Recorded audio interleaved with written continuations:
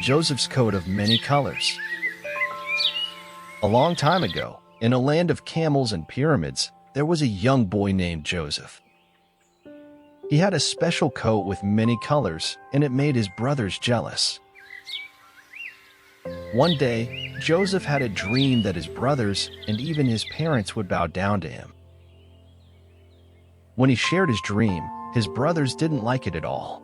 They were so upset, they decided to do something unkind. His brothers took Joseph's coat, dipped it in goat's blood, and showed it to their father, saying, "A wild animal has attacked Joseph." Jacob, their father, was heartbroken. Joseph's brothers sold him as a slave to some traders who were going to a faraway land called Egypt. In Egypt, Joseph worked for a man named Potiphar. God was with Joseph, and everything he did went well. But troubles came when Potiphar's wife lied about Joseph, and he was thrown into prison. Even in prison, God stayed with Joseph. He could explain dreams, and this skill caught the attention of the Pharaoh. Pharaoh had strange dreams, and Joseph explained them, predicting a time of plenty and then a time of hunger. Impressed, Pharaoh made Joseph a leader in Egypt. Back home, Joseph's brothers were hungry, and they came to Egypt for food. They didn't recognize Joseph, but he forgave them and helped them. He said, "You meant to harm me, but God had a bigger plan. What you meant for evil, God turned into something good."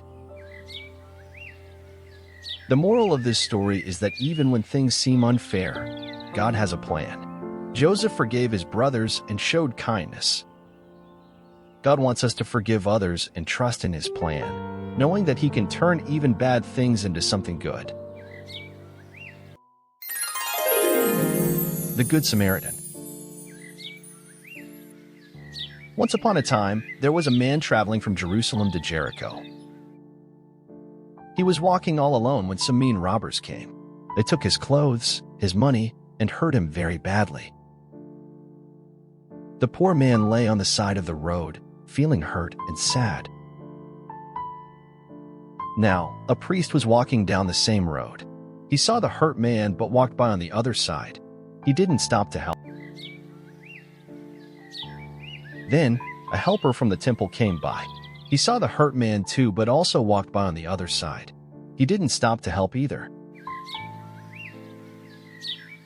But then, a Samaritan man came along. Now, the people in that time didn't like Samaritans very much. But this Samaritan didn't care about that. He saw the hurt man, and his heart felt sad for him. The Samaritan went to the hurt man, cleaned his wounds, and bandaged them up. He gently lifted the man onto his donkey and took him to an inn. At the inn, the Samaritan took care of the hurt man all night. The next day, when he had to leave, he gave money to the innkeeper. He said, "Please take care of this man. If it costs more, I will pay you back when I come again." Jesus shared this story to teach us about kindness and helping others. It reminds us to love everyone and show compassion, just like Jesus does for us. The moral of the story is that we should love everyone and help them when they need it, just like the Samaritan did. God wants us to show His love by being kind and helping others, no matter who they are.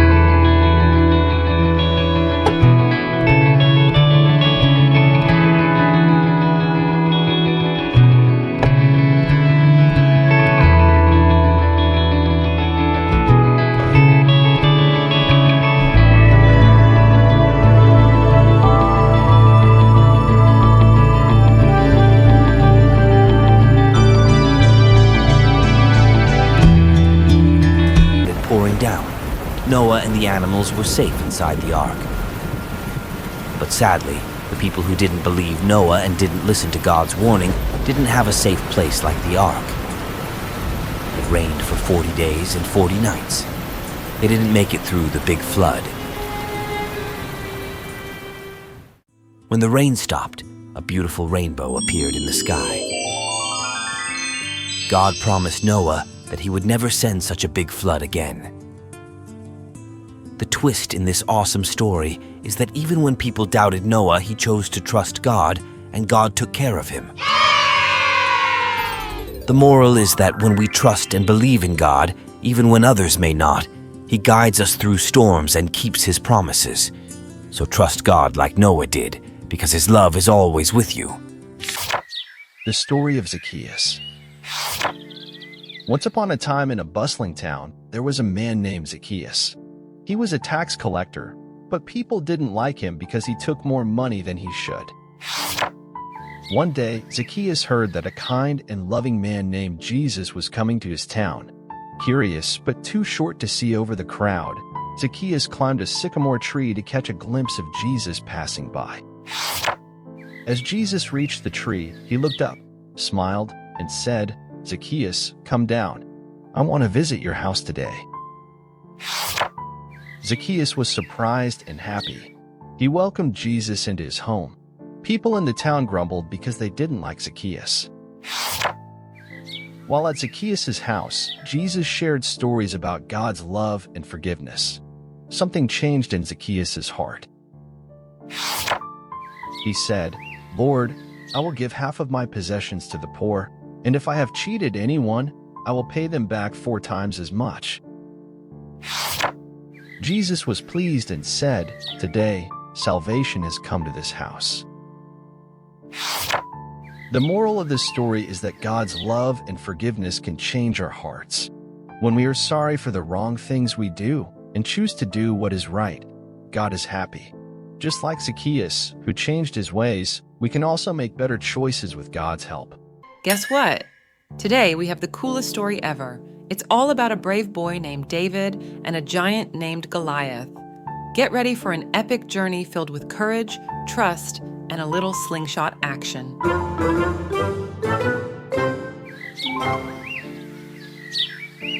Once upon a time, in a land far away, there was a young boy named David.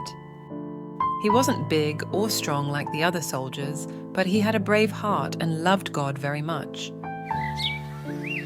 In the land, there was a giant named Goliath who made everyone scared. Goliath challenged the people to find someone brave enough to fight him. The soldiers were afraid, but little David stepped forward. David didn't wear heavy armor like the big soldiers. Instead, he had a sling and 5 small stones. With God in his heart, David bravely faced the giant. He aimed his sling and, with one shot, the stone hit Goliath right on the forehead. Goliath fell down and David became a hero. The moral of the story is that even when we are small, with God's help, we can face our biggest challenges. David trusted God, and God helped him be brave. So remember, no matter how big your problems may seem, trust God, and He will help you be brave and face them. The end. Check out our other Bible and moral stories. They teach important life lessons. Till next time, goodbye.